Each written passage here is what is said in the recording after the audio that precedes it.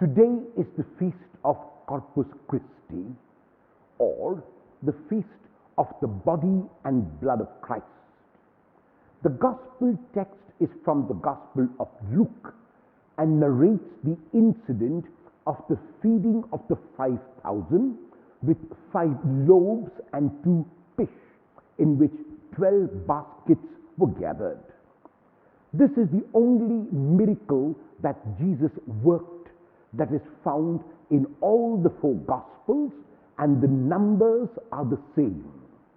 The reason for the choice of this particular Gospel on the feast is to indicate the meaning of the feast for the church.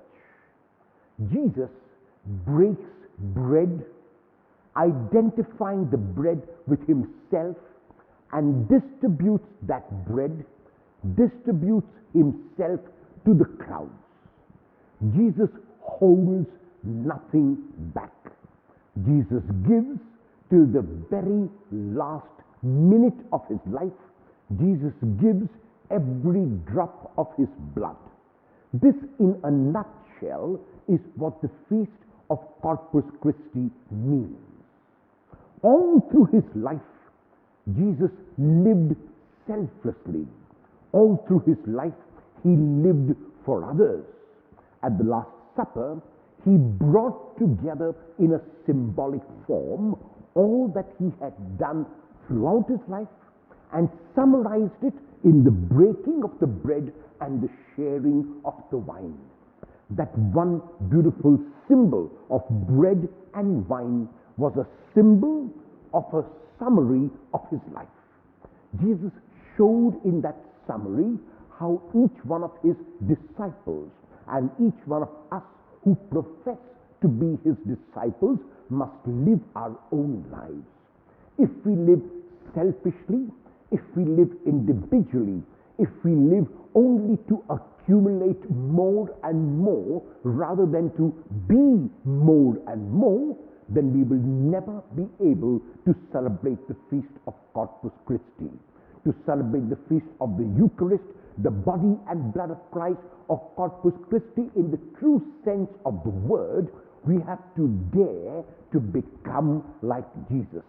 This is what Paul says in the second reading of today. He received directly from the Lord, that the Lord himself communicated to him what it means to share, to give, to love. The love that Jesus gave was a love that was unconditional, a love that kept no record at all, a love that was truly giving, a love that was selfless. It was in every sense of the word a love that dwelt without measure, without counting the cost. It was this love that Jesus gave his disciples, and it is this love which he expects each one of us to give to each other. If we continue to share that love, if we continue to share ourselves, if we dare to be more rather than have more, if we focus on the poor and reach out to them in love, then we are truly celebrating the feast of Corpus Christi.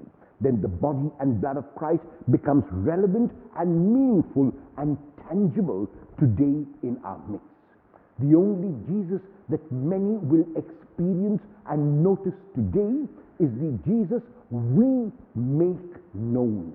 And Jesus becomes known when love is shared. Jesus becomes known where there is sharing. Jesus becomes known where there is giving and selflessness and reaching out in unconditional love.